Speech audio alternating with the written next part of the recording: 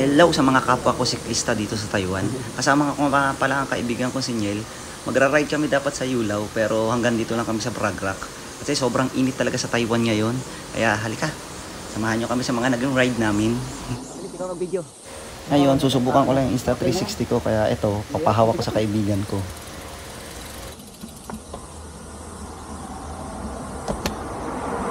Kitang-kita nyo talaga kung gaano kainit sa Taiwan ngayon. Nakakalaspag talaga. Nalit na kasi ako ng gising kaya ito, pinanghali na kami ng ride.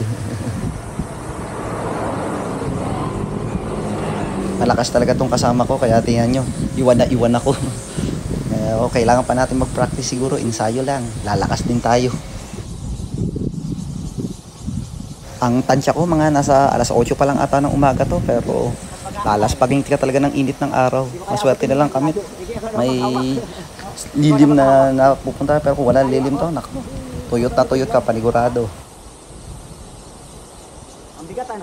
Kahit iwan na iwan ako, ang importante enjoy pa rin naman ako. Tingnan nyo naman ang view sa paligid, oh. Napakaganda talaga, nakakawala ng pagod.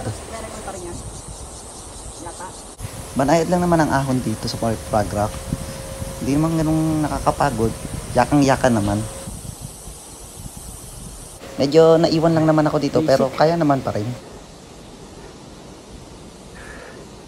Basic lang to.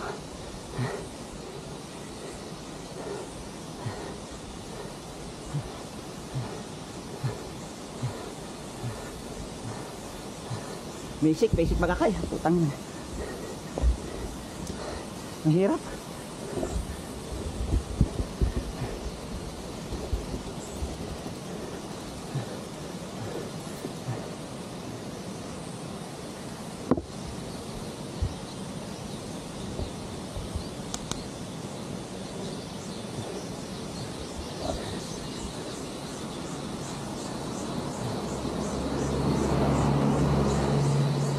Madali lang.